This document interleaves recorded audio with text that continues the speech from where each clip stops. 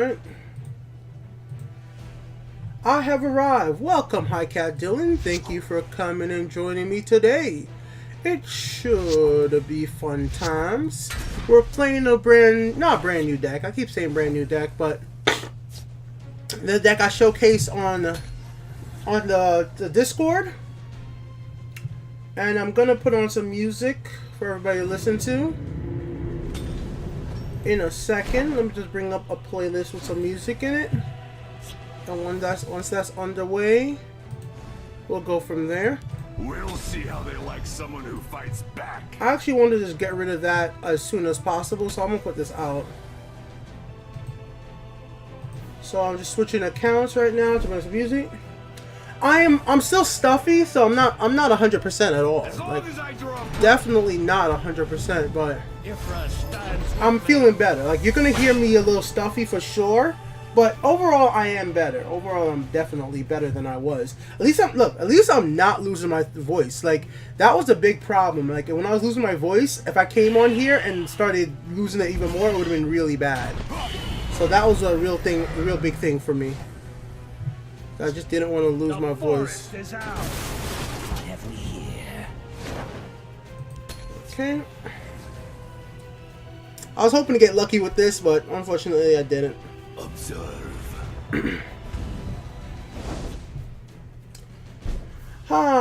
Standard aside, the worst tournament caster in history has arrived.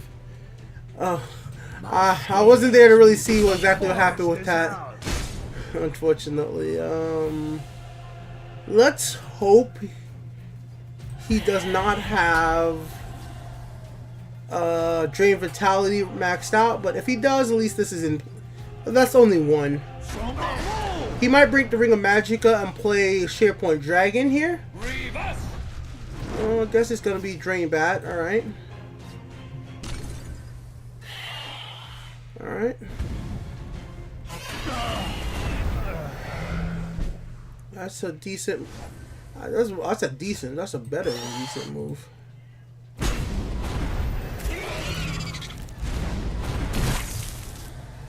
Got two good valuable targets for Unstoppable Rage if it's a must. My opponent hasn't ramped Magicka yet, so at least we haven't had to deal with any Magicka ramp.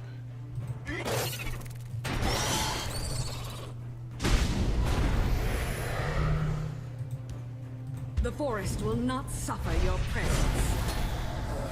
So we probably are going to see that another Drain Vitality into Drain Bat a few more times. I'm definitely sure that's going to be happening. Here.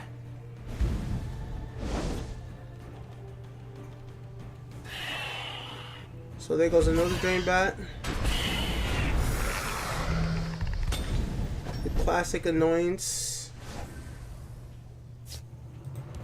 They dare face the late mistress of Valenwood? Hey, Call Me Mute has subscribed. Thanks, Call Me Mute. Much appreciated. Thank you so much for subscribing again. I am back. It's been a while since I streamed, so there you go. You got the surprise emote. So this is my emote for subscribers. So there you go, Call Me Mute. Second month in a row. Thanks so much with Twitch Prime. Remember, guys, you guys can subscribe for free with Twitch Prime, so please do it up. Please do it up. The forest will not suffer your presence.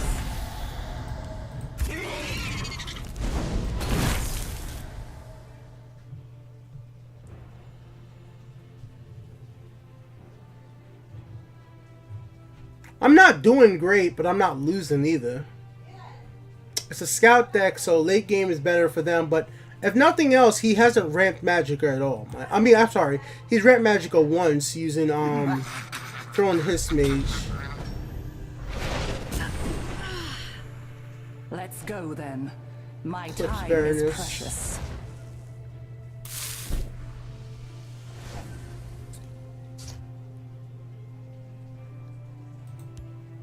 The forest will not suffer your presence. The day is mine. I might need these later on, so I'm gonna keep them for now. I don't feel like there's any real reason to use them right now. I'll scout ahead. I need cards that could really work better with the scenario. These streets are mine. Archer's Gambit right here would be really nice. If I could get Archer's Gambit or a Shadow Shift, move right lane, and then just use Unstoppable Rage, it'd be quite nice.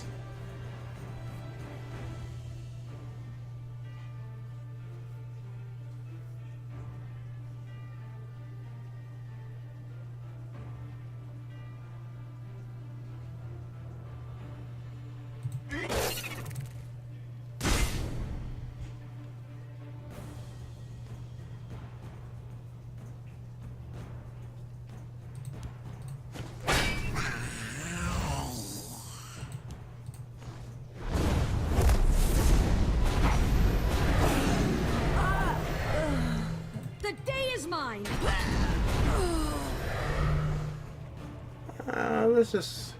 Let's not have my opponent change the title battle too much.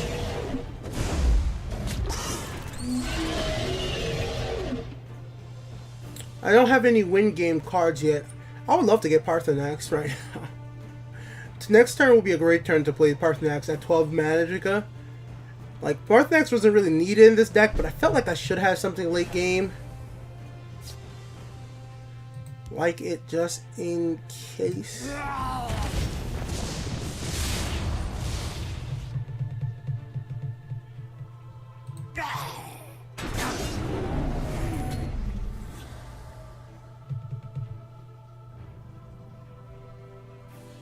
What have we here? To me, I'm actually losing this match. When you're playing against a scout and your scout opponent has more cards than you, has more Magica than you, this is not what I would consider a win scenario.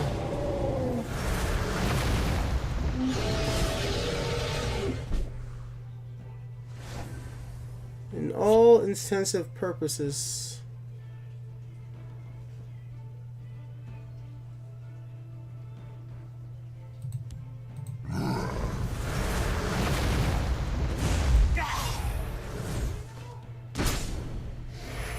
Let's go lethal.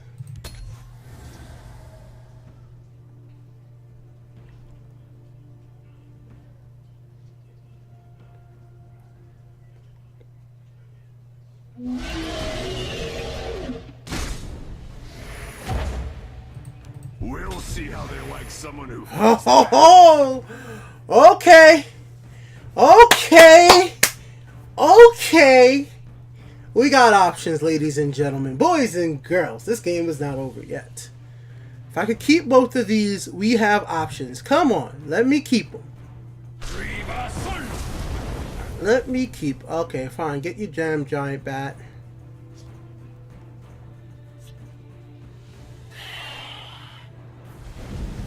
There you go. I definitely was gonna happen. So. Okay, ladies and gentlemen, let's go. Here we go.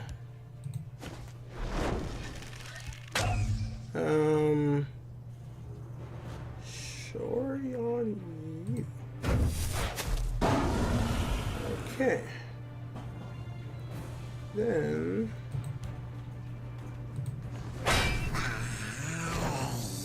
As long as I draw breath.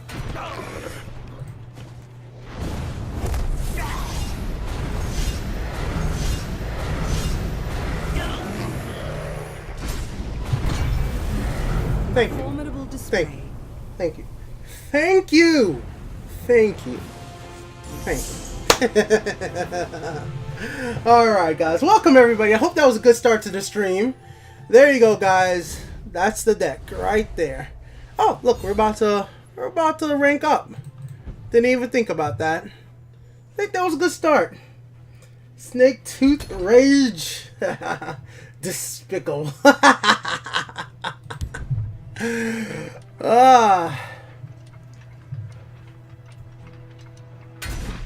what's going on? Untitled Games, we're glad to see you stream, man. How are you feeling? I'm feeling better. For everybody who was missing, like I said last week, I was getting a really bad sore throat. After we did that long stream for the announcement of new card, my throat was just like flaring up. And with that being said, so I just wanted to make sure I give myself time to not stream so that when I come back and start streaming, I don't lose my voice. Because it hurts when you lose your voice and it's like all itchy and stuff. But let's get back into the match right here. Obviously, we don't need Paarthurnax, we don't need Unstoppable Rage, and I don't want Shadow Shift this early either, so I'm going to refresh this whole hand and see what we get. I'm not too happy about she's so early, but having the removals, well, not removals, I call them removals, but they're silence cards early is not bad. And also, because I have the Ring of Magic, it's not the worst thing in the world, because then left turn 4 now, we got the guard. I wonder if my opponent is playing Ward, or are they going to play Royal Sage? That's the question here. Are they going to go for the health advantage turn 4 into Royal Sage? I don't know. If that's what they're going for, it could be very devastating, because a Royal Sage on turn 4 given Drain, Lethal, or Charge could be very, very dangerous for me. So in this situation right here, I'm going to play actually quite aggressive, because in case he's playing Royal Sage, right now, even if he plays Royal Sage, the only thing that's going to happen is that Dragon, you know, he might get a ward, which would be great and all, but it may not be all that awesome.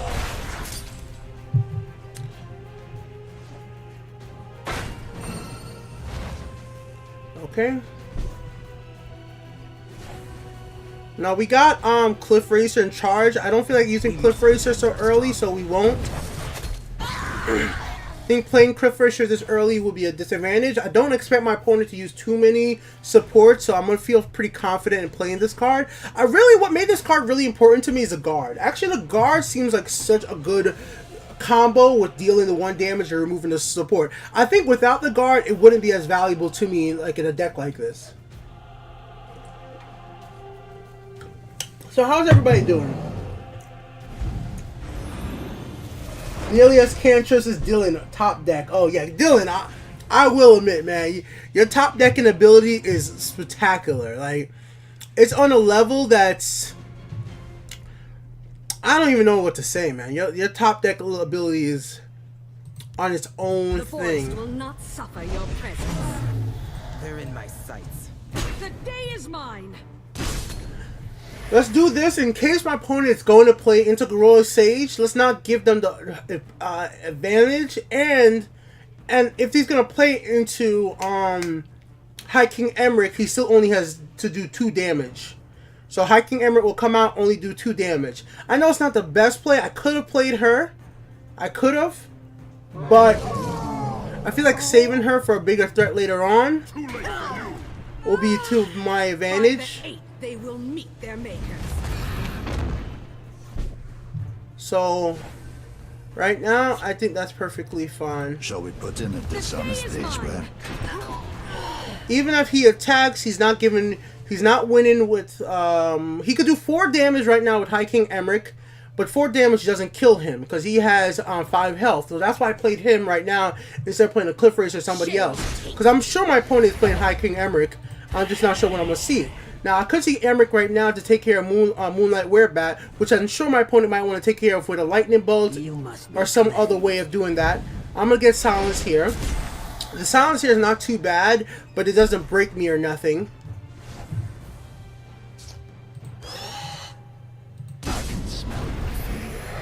This isn't an aggro deck, but I can play it aggro.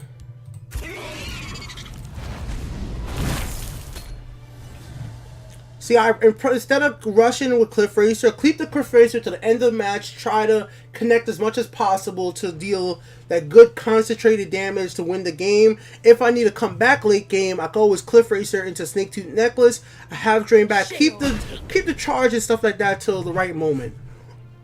Now at least I know that if my opponent is playing Royal Sage's ability won't be getting popped right now. He still does have the advantage right now with Careful there, friend. So we still haven't seen an Ice Storm or anything like that yet.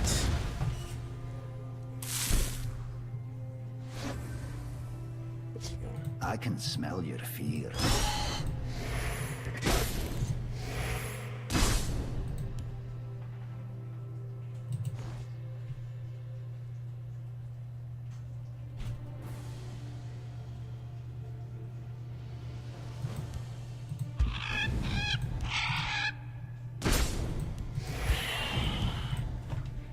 I figure let's just win the match. You know, just win the match. Like, why drag it out? Let's just win. Let's just win.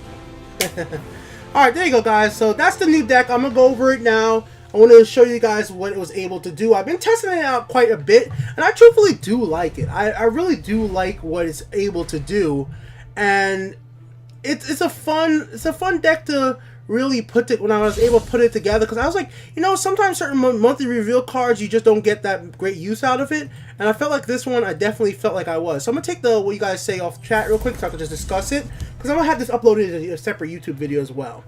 Okay, guys, so let's go ahead and just take a look inside the deck itself, and I'll tell you why I picked on it. To be honest, guys, I'm not going to upload the tournament. It's too long. I might upload the final, though. I feel like I got better at as it went along too. Hey, yeah, I understand what you say. If you need practice. Super Carlos, I remember watching you play this deck. You must have been spectating, because I only, well, the season's been on since the 7th. Yeah, I guess I must have played this sooner or later, and you probably watched me play it. But I know I haven't been streaming too much. Okay, let's just go over why I was thinking the way I was thinking. Oh shit, accidentally got rid of one Archer's Gambit. So Shadow Shift. The reason why I put Shadow Shift in here is it's really simple. It's card draw. It's not even really about moving cards like Nimble Ally and moving cards like let's say Sanctuary Pet. It's really card draw. It's a good way to give you keep cards in your hand while keeping positional on the board. The moving the creatures obviously is important, but it's really the real reason here. I wanted a card in the deck that let me move a give me a card, but give me another benefit. I wanted to be able to play a card, it returns a card, so meaning like you play one, you get one, and it has another ability. And that ability being moving a creature is highly valuable in a deck that's based around, like, you know, lethal. So if you're able to move Astrid, Nimble Ally, it definitely helps. Being able to late game move into somebody like Unstoppable Rage, from not Unstoppable, but Living in Giant into a lane is really good. Or Tazkad right there as well is really good. It could win you the match. So stuff like that is really what their Shadow Shift is for. You're going to keep cards in your hand, keep healthy, because I don't want to run out of cards with this deck. It is aggro, but you are trying to control the matches per se. It's not heavy control, but you kind of control it to a point you could set up to use Unstoppable Rage, or try to use those drain creatures to gain health back, or go ahead Cliff Rage to win the match. Let's move on from there. Archer's Gambit. Obviously, Archer's Gambit is here to proc off lethal. So, you know, use it on Nimble Ally, use it on Sanctuary Pet, or use it on Tazkad or other creatures with Breakthrough to set them up in the right lane to use Unstoppable Rage. So once again, similar to Shadow Shift, but you're going to use this more or less to like just ping opponent's creature to make sure that when you use Breakthrough, when you use Lethal, it's going to have the maximum amount of effect it possibly can. So that's what that's there for. Cards are very similar. This one just gives you a card return. This one able to use as actually a more aggressive. Fighters Guild Recruit, once again, combos really well with Archer's Gambit. Combos really well with Astrid. Gives you those completed contract. Do not think of this as a completed contract deck. This is not what it's about. If you get those completed contracts, great. But usually just use Astrid as a way to remove a threat. Like, don't feel like you need to keep this card. You need to stay alive. You need to protect it. No, if she dies, she dies. It's okay. It's not something that you need to have the completed contract to get a lot of these late game cards, because really you're only playing up to like 9 Magicka. If you get Paarthurnax on the field, great. But usually with this deck, I don't even want to have to play Paarthurnax. It's there because sometimes late game you might need something to just give you the right shouts that will really help out. There's no other shouts in this deck, but Paarthurnax is a good 9/9 for 12. If you feel like you want something that could do board clear, then you could go with the big other dragon. I mean, like, he's not a bad dragon. You could go with the other one if you personally find. But I felt like I did, my test didn't feel like I did need something late game that had some instant board value for me. I play Paarthurnax, I get some shouts. The shouts are random, but it could be useful. It could give me Soul Tear, could give me Drain Vitality, could give me Unrelented Force, which usually is a really nice one, being able to remove a creature if you give a bunch of those, and you can help you win the match. So definitely, whichever one you want to use is all up to you right there. Take it out if you don't like that idea right there. Moving on from there, Protective Innocent. I definitely wanted some prophecy ability in this deck. It's only 9 prophecy card, but if I'm going to get prophecies, it's going to be cards that's going to be valuable. Being a guard is great. Being a 3/2 be exactly what you might need to just hit that extra damage. And reason why I like this as a 2-cost prophecy as well, if you get this on gonna feel, and from Prophecy, and you're losing, if because I have Snake Tooth Necklace, which I have 3 of them, being able to equip Snake Tooth Necklace on this, protect the illness, it might just have 4 damage might be enough to get you enough health. There's lots of ways to gain health back in this deck. So it's okay to let your opponent hit you sometimes early game, lose 2 runes, gain cards in your hand, and then play aggro, because you have plenty of ways to gain health back, which you guys will clearly see as we keep going on. Drain Bat, we only run 2 Drain Bats. I never felt like I needed 3 Drain Bats in here. It has charge, yes, great, but I don't have Soul Tear. I don't have that much use out of having 3 of them, because I already have Snake Tooth Necklace as the other way to gain health from a higher cost creature. So Drain Bat's here really to trade in the right position, or you could use a turn 10, you could use Drain Bat along with Unstoppable Rage to gain a bunch of health with a lane. So that's like turn 10 combo, play Drain Bat, play Unstoppable Rage, gain a bunch of health on a full lane. So that's just the idea there. The same thing once again on turn 9 with Fighters Guild Recruit. Turn 9 combo is with Unstoppable Rage, wipe out a lane. Boom, done. That's the idea there with those cards, and I don't feel like I need 3 of them to make this really happen. Could work with Astrid as well with the Unstoppable Rage. Same thing with Nimble Ally. Nimble Ally is actually a card I use more or less for using with Archer's Gambit, and obviously for attacking. It's a great card, 3/3. If you get all 3 of these out early game, I usually have a high percentage chance of winning the match. Like a dream hand for me personally usually is like with Archer's Gambit, Nimble Ally, and Thieves Guild Recruit. Those are the cards I really want to start off with. I don't want to start off with Shadow Shift in most cases. So turn 2, I would play into Thieves Guild Recruit, then Nimble Ally, and I'll have Archer's Gambit. And if I could draw another Nimble Ally after that, become another 4/4, then start attacking, then I get Moonlight, Cliff Racer, then get up to Pack. Like if I could use the charge and ability is there for me to win. So that's what I like. If I need to just hit face, I have the ability to do it. So this deck can play heavily aggro using the Nimble Allies, the Cliff Racers of the world to do what you need to do. Let's keep on going. Sanctuary Pet, obviously Shackle. Shackle is one of the most important keywords in this game, because it's something I feel like a lot of new players, not long time players, new players undervalue. If your opponent cannot attack you, if they're shackled, stayed in place, they cannot win the match. If you can't attack me, how are you going to go ahead and win? Like, hey, if I shackle your Dwarven Centurion, he's not going to be doing anything. He's just going to sit there. So that's why I like a Sanctuary Pet there for the Shackle ability, and obviously the lethal helps as well, especially with Archer's Gambit. So you're going to really want to use this with Archer's Gambit as much as possible as well, because you want to keep this alive for a long time to have your opponent use stuff like Firebolt to try to get rid of it.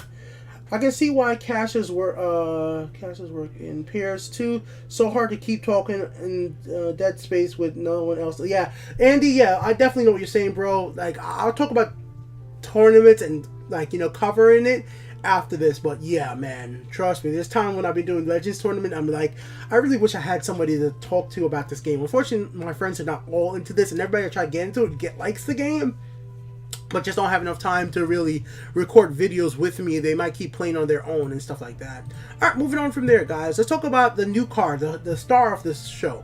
So this is a new monthly reveal, reward card.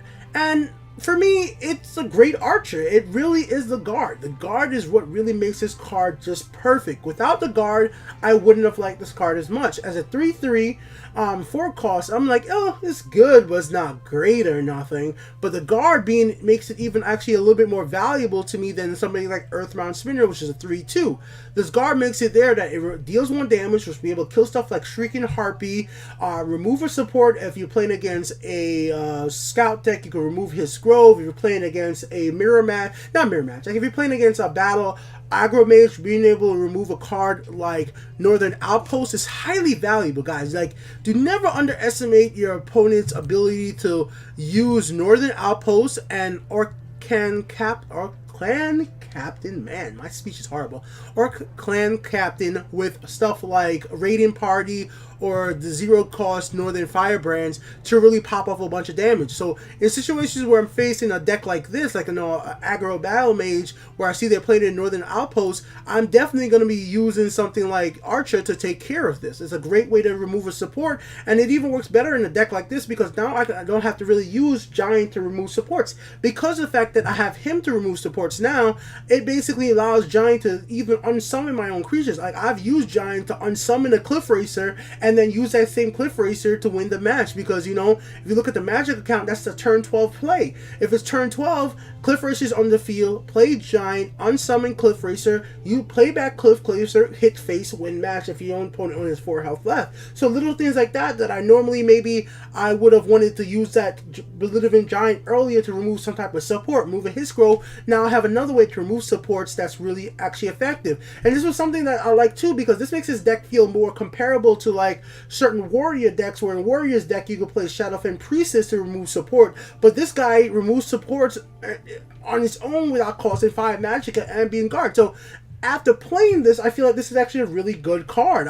When I first saw it revealed, I was like, nothing that great. It's okay. But when I actually got into a match and started using it, I'm actually really liking this card. And I think that my usage of it only having 2 is fairly good enough for what I'm personally doing it with this deck. I don't feel like I need 3 in this deck to really make it work. I know some people would want to run 3, but I don't feel like there's so many decks out there that's so based around support that I need to have 3. And that 1 damage is not bad, but it's not critical to the card. So it's just a good another guard. I prefer to have 2 of these, and then being able to add in like a third Moonlight Werebat or something else that gives me like a little bit of health gain, because I think that health gain is really important with Drain, especially with the Snake-Tooth Necklace. Because I used to actually run this deck with 2 Snake-Tooth Necklace and 3 of him, but I was like, you know what, the Snake-Tooth Necklace is super valuable. It's just super valuable while you have Unstoppable Rage. I've seen people completely forfeit because a Snake-Tooth Necklace, a creature, use Unstoppable Rage and gain a massive amount of health back, and they're like, I'm done.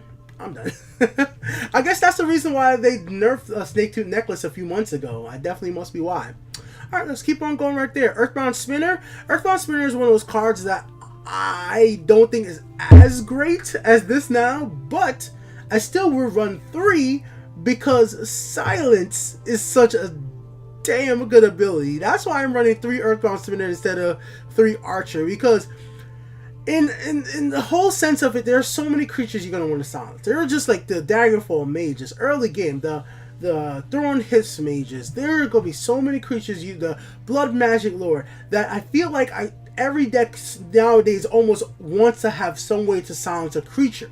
So I wanted to have the ability in there more than I wanted the ability to be able to remove a support or deal damage. So Earthbound Spinner being a 3/2 means it's not a creature that's going to survive much damage, but the fact that it silences a creature then deals 1 damage could take care of certain creatures, kill them outright. But overall, the silence is what's so important. I don't have any other way to silence a creature in this deck, and I feel like that's why this card is important. Now, I can see why some people would take out Earthbound Spinner altogether and just play 3 of these and put something else, but they've been working fairly well for me in a combo anyways. Moonlight Werebat, Prophecy, easy drain. Great card to play with Unstoppable Rage. That's why it's there. I want to get it as a Prophecy, and I want to play Unstoppable Rage. If I have to play it from hand, fine. At least he combos well with him, and I get in some extra magic of that turn. Cool. Alright. Cliff Racer, simple card, win card. Hit face, win game. That's usually what I keep it for. I'm not using Cliff Racer in early game on turn 5. No, most times I'm not, unless I'm using it to trade with a creature just to get rid of a big target that I need to get rid of. But most cases, I usually try to save the Cliff Racers till I essentially need them, or until I could play them while comboing Snake-Tooth Necklace, because when the Cliff Racer is 5/5 with Drain, that usually is enough for it to survive a lot of, so I want to play that. Simple. Removal. It's a Piercing Javelin without the Prophecy that costs on board that you could keep on the board for extra turn and use Archer's Gambit with. It's not one of my favorite cards in the game. I actually overall don't like the card very much. Truthfully, I wish it was a 5 Magicka card. Even 1 Magicka bit. Shit, I wish it had 2 health. Anything. But it works. It works in the deck, so I'll keep it. It works. Because the addition of Archer's Gambit, this card now works. Before Archer's Gambit, I would never play this card. That's just my personal opinion, but now it works fine. Giant, we've talked about Giant. Giant's one of the best cards in Legends. It's been nerfed before, but it still comes out on top. This card is amazingly just versatile in so many ways, especially even before Unstoppable Rage, this card was pretty good. So this Giant is a 2 in the deck. I just feel like I need a bigger guard late game. I need something that's just a big body to stop people from freaking attacking me for a turn. And if it survives, right, then we could talk about winning the match. Because if this survives with Breakthrough, And I have a snake tooth necklace, because this is a snake tooth necklace target. Equip these together right here. Unstoppable Ragent, and you win, because look, this is turn 8. Next turn is turn 9. That means you have Unstoppable Ragent and Snake Tooth Necklaces, 9 Magicka. Boom, boom. If it's a full lane, you just might have won the match and gained a bunch of health at the same exact time, or got your opponent down to break all their runes, and I just love that little combo right there. Tazkad, come on, guys, everybody knows this card. This card is vicious. It's dangerous. I hope they never nerf this card. Just don't nerf it. Don't nerf it. It's fine as is. And Paarthurnax. The one card I could definitely say, if you don't like it, remove it. Put something else in that works better for you. So there. That was a quick little overview of the deck. Let me go into chat and just see what everybody was saying. And then we're out of here for play some more matches. Okay, alright guys. Actually, I'll read chat in a second. So that's just one deck. I've actually been thinking about making some other decks with this card. A warrior deck I was thinking about playing with it, because like I said, I can remove Shadowfen Priestess instead, and that should work out quite well. So everybody on YouTube, I hope you like this little deck build right here for you guys today. It's been working out. It's got me down to rank 4. I know that doesn't sound amazing, but I don't play a lot of rank, but this is a deck that just took me from the bottom to top. All my matches, all my wins. I will show you just in case you guys, just so you guys can see my testing, because I know some people like, you only play 2 matches. I have screenshots that I could show you right now. I think it's right here. Hold on. Let me make sure it's the right screenshots. And, oh yeah, I guess there is a little bit more to go over with this too, because I have been having certain problems with ramp decks, like certain ramp scout decks. If they just ramp up exactly correctly, it just completely screws my strategy, man. It just completely screws my strategy, and it just makes this deck just not feel as good as it should. I'm looking for a screenshot right now, so that's kind of why I'm delaying. I'm dragging things out, so I want to show you guys how I was testing things and how it works against other decks, because I think it's valuable to know how decks works against other types of decks. It's not just about like, oh, it worked in those 2 matches, so that deck must be perfect. It's the best deck ever. No, it's gonna have its weaknesses. That's one thing that's cool about Legends. I don't feel like there's one deck that's better than every other deck. Now there are some decks that seem to have higher win ratio, but not one deck that rules them all.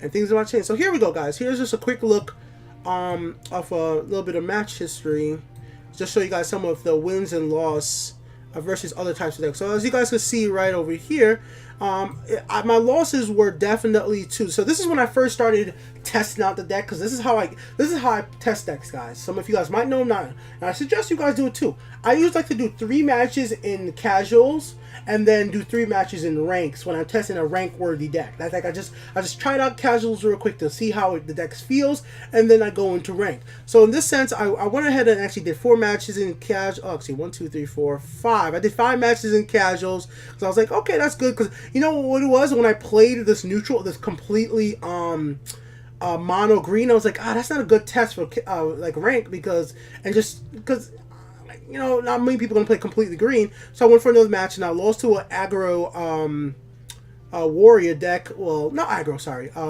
ramp warrior deck. Then I won another match, won there. Then I was okay. Let's go into rank. I won my 3 rank matches. Then I lost my match right there against ramp scout dragon deck. So you know, what are you gonna do? So that's my overall analysis of the matches I played so far. That's where I've lost the most, and I mean I can't be too upset about losing against Ramp Scout and Ramp Warrior, because those decks are very refined at this point. I can't wait to see the expansion, how that's going to change things up on its head. Are there going to be other banish type cards that make banishing the graveyard even more effective to stop strategies like ramping and Paarthurnaxing from the graveyard, stuff like that? Because I've lost losing to well, kind of. That's one of the reasons too I actually added Paarthurnax. I didn't have Paarthurnax in this deck, because that screenshot I just showed was actually before I added Paarthurnax, because Paarthurnax was the one card I didn't have earlier, and I eventually added it because what I was actually running, like I said, I had it differently.